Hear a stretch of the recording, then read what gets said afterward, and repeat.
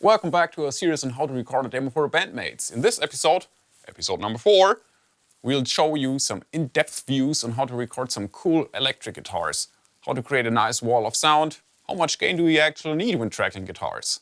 So enjoy. Till next time.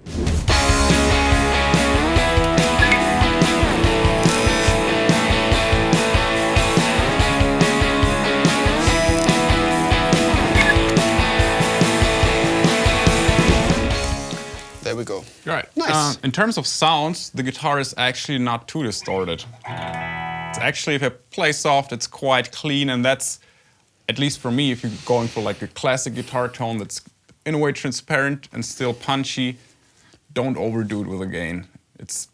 You're gonna regret it otherwise. You're gonna lose so much of the punch of the transients that's getting eliminated. So having it slightly crunchy, always say it's like the Malcolm Young AC/DC style crunch. That does the job and gets it done perfect.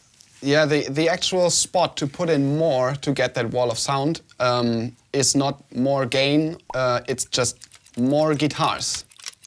Simple as that. If you want a wall of sound, just record the guitar tracks 4 times, sometimes even 8 times, pan them around a little bit, and you will build up a massive guitar sound. And that's part of the reason why we did it with 2 microphones, because you don't have 2 performances, but you have 2 flavors of the same thing. Yeah. And that thickens it up already. So if we wanted to make that last chorus even heavier, we could maybe later on decide to do another run and go for it. But for now, you already pointed out a good thing is like panning. I think that's something, at least that I like to do already when I'm recording, just like to get a feeling of where I'm standing. So maybe let's do that. Just like grab one of the guitars and pan them hard right and the other one hard left, or would you disagree completely and say, no, don't do it? Are you insane? Are you insane? We are mixing in mono.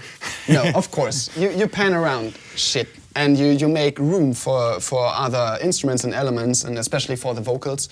So a good rule of thumb is decide to what elements are really important to the message you are actually telling. And I would say that the message is actually right now not spoken. We have no vocals, we have no lead melody, we have fairly few things to work with, and everything that is already there is just the bottom line. It's the essential. So everything that has a meaning, if that makes sense. Yeah, sure.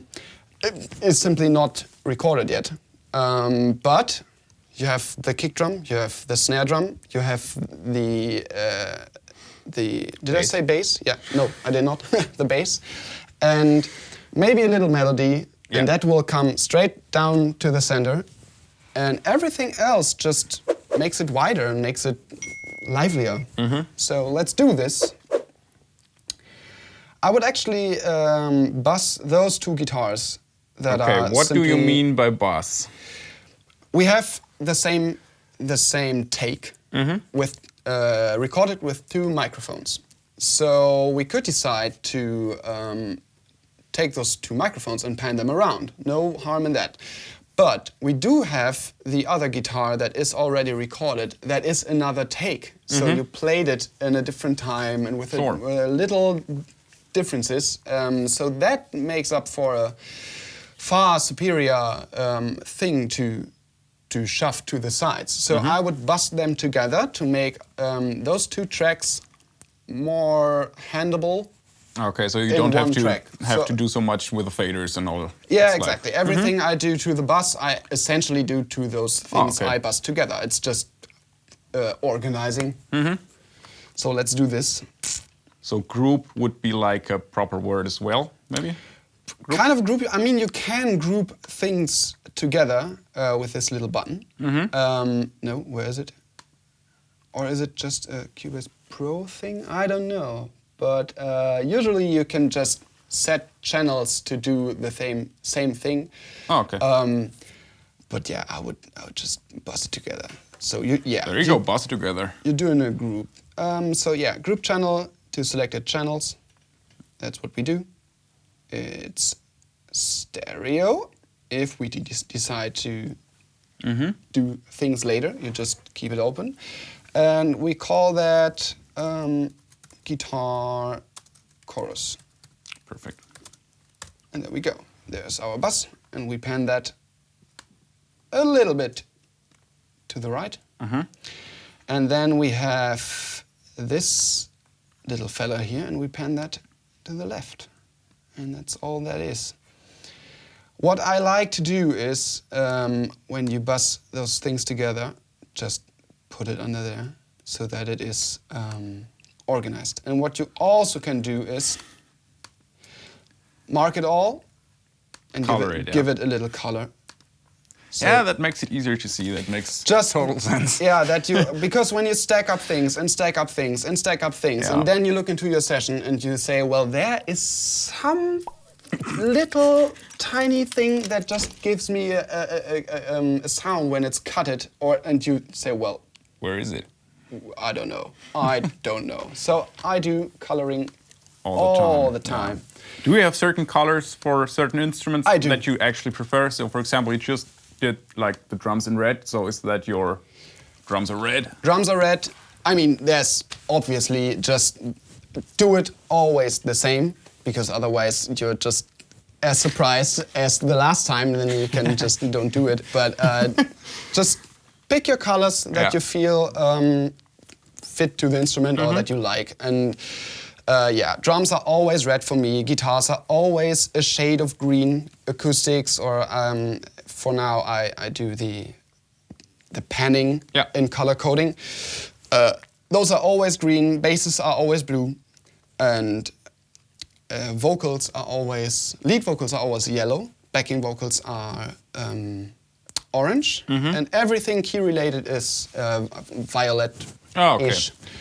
Yeah, and then you can go on, and if you organize things further on, which would be a thing for actually mixing, because it takes the effort is a little too high for that what we do now. But you can, if your drums and percussions are always red, bus them together on a drum bus, make the drum bus red as well. So you have all the tracks color coded, and then the group tracks start, and they have the same order and the same color coding again, so that you always are organized and quick. Yeah, that's a good point. Being quick.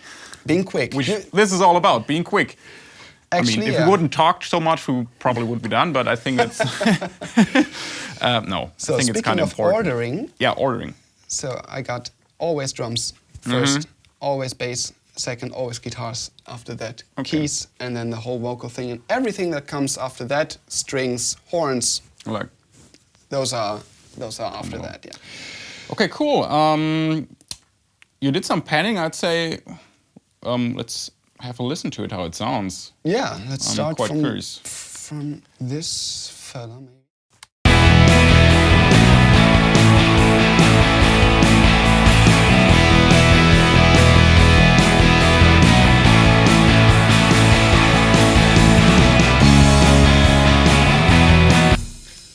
What you can hear is actually that the drum kit and the bass now live in their own realm, and the guitars are pushing the boundaries a little bit, so everything just has its own space.